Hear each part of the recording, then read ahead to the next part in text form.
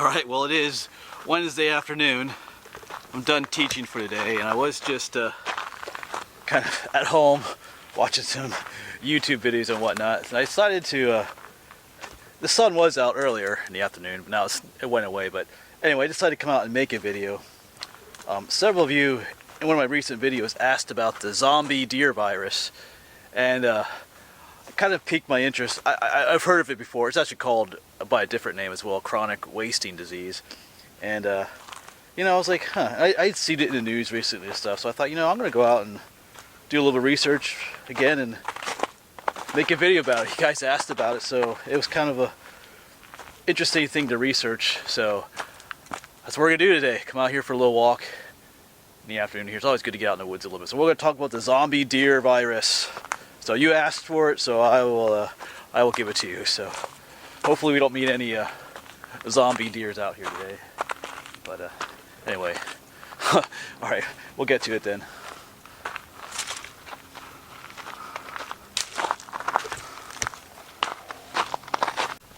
So as I had already mentioned, the zombie deer virus actually goes by another name, chronic wasting disease, and that's what it was called for a number of years. That's what it's always called, a chronic wasting disease.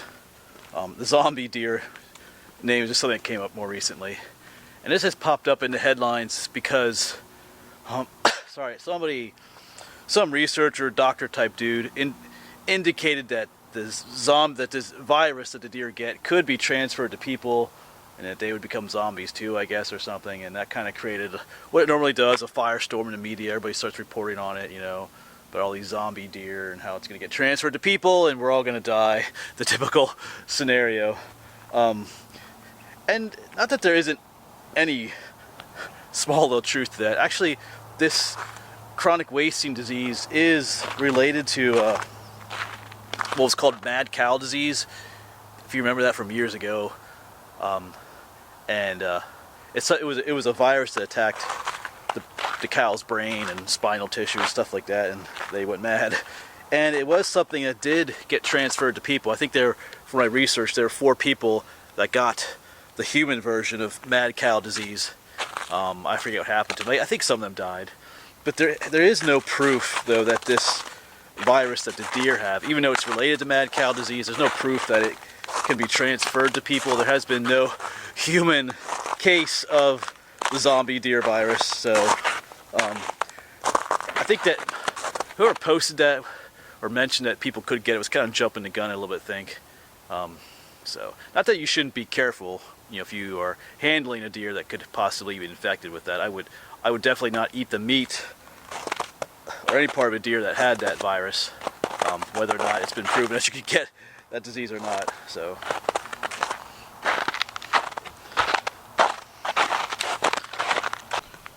this disease that the deer get is caused by a virus, and the deer can have this virus for, I think I read, for up to a year sometimes before it even starts showing any effects on the deer.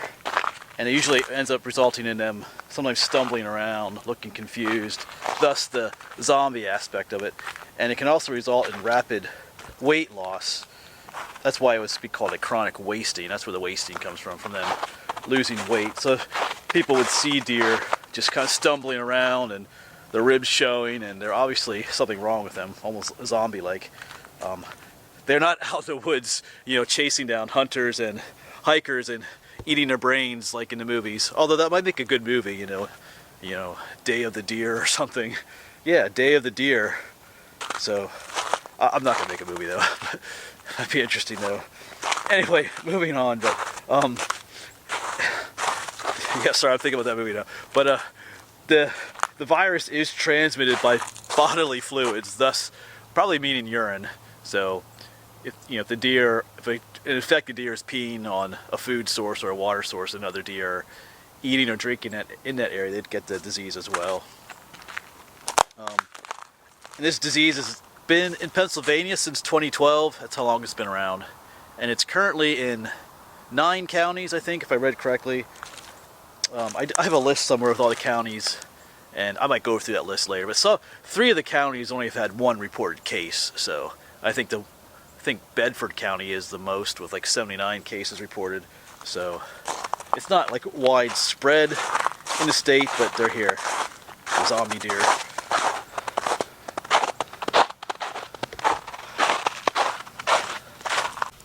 So I have my notes here. You probably can't even remotely read those, but let me tell you, I mentioned there's 9 counties that it's been reported in. Let me just read them to you. So Bedford, in Bedford County there were 79 cases. Fulton County had 43.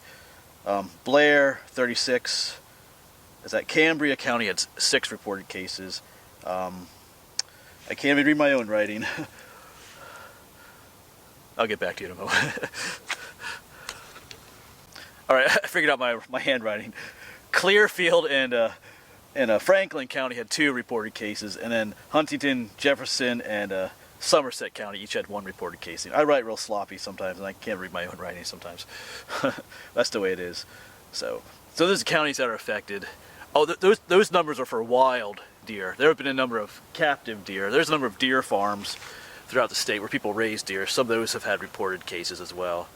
So I'm in Berks County here, and there's been no reported cases here. So I doubt we'll see a zombie deer out here. At least I hope not. Well, I guess it really doesn't matter. But anyway. And this is the type of disease that spreads due to overpopulation. I know I might get in trouble here with some people, especially with hunters, but there are places in Pennsylvania where there are too many deer. I know some hunters will say there's not that many deer in Pennsylvania anymore, and that might be true in some areas that are over-hunted or have very mature forests. Deer like more brushy areas, but when you get to more suburban areas or areas where private land where hunting isn't allowed, you can get really large populations of deer. And this is the type of disease that spreads because of overpopulation, because it's spread by bodily fluids. So if there's a lot of deer in a concentrated area, it's easy to spread it through those fluids, through contaminated food and soil and water and stuff.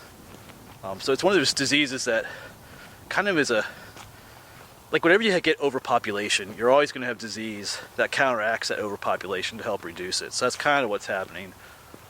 Just because they discovered this chronic wasting disease, the zombie deer virus, in more recent years, doesn't mean that it hasn't been around for a long time. It's only been discovered recently. It's probably been around since who knows when. Like I said, it was first discovered in Pennsylvania in 2012, but it's currently in 24 states altogether. So, like I said, it's probably always been around, just maybe not that obvious. So, as far as your own safety and health, if you're a hunter and you shoot a deer or whatever, and it shows some symptoms of having this disease, you obviously probably don't want to eat it. Of course, the only part that really is it's the brain and the spinal tissue that's really contaminated, but there's other parts of the body too. You can get it tested, the meat, somewhere before you butcher it, but that probably costs money and takes time, and I don't know. I'm not sure how many testing centers there are out there. It might be kind of annoying just to get the deer tested for that, but if you're in an area where the disease is not currently available, I wouldn't really worry about it so much. But if you are in like Bedford County, where there's been almost 80 cases of it, you might be a little more careful about the deer you eat. And they even suggest wearing gloves when you butcher and stuff. Not that like I said, not that they've confirmed that it could be transferred to people, but it doesn't hurt to be safe either. So otherwise, you don't really. If you're just walking out in the woods, hanging out, you don't have to worry about zombie deer attacking you and you getting sick from them or anything like that. So, but at the same time, if you come upon a sick deer in the woods, you really shouldn't go up to it and like it was just laying there. You shouldn't walk up to it and start touching it, petting it. Probably not a good idea. So, anyway, I've kind of come to the end of my trail here. I'm just following an old road here at Blue Marsh Lake, and the road kind of ends here out the lake. So I'll probably have to turn around here soon. I'll at least walk down to the lake.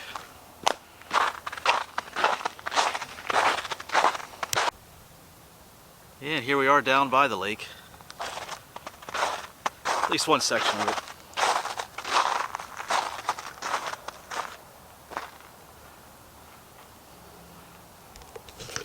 I should say, like I mentioned in the beginning, this is related to mad cow disease, but there is a human version of this virus that's very rare.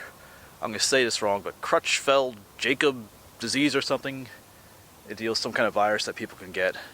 It's not the same virus that causes zombie deer virus, but it's related to it. So it is something that exists as well.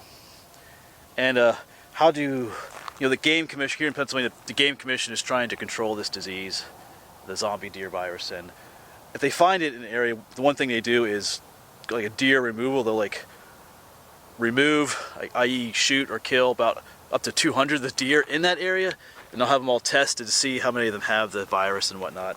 They do, I read that they do donate the meat to people, at least the deer that are zombie virus free, they'll donate that meat to the landowners or other people in the area. The ones that have the virus, they'll just dispose of otherwise, because you don't want to eat that meat. So, like I said, it is, and they do the deer removal because it is an issue of overpopulation in some places, so that's what's causing it. So, hopefully that answers some of your questions if you're interested in it. The zombie deer virus, like I said, it's really nothing personally that you should be terribly scared of if you're wondering about that. Not that it's not something to do be concerned about. It's something that actually got out of control and affected large portions of the deer population. That would not be so cool. So, but hey, if you have anything to say or comments or things to add to this video, go ahead in the comments. Just be respectful to each other. Some of you get a little mean to each other in the comments sometimes. So, anyway, I'm gonna start making my way back to the truck, I think, or maybe I'll explore a little bit out here. But like I said, if you have other questions, you can ask me, or you can do your own research. Just type in zombie deer virus, and you'll get all kinds of information about it. So, all right, I will see you around. Hopefully, unless I'm attacked by a zombie deer out here. All right, thanks for watching. I'll see you around.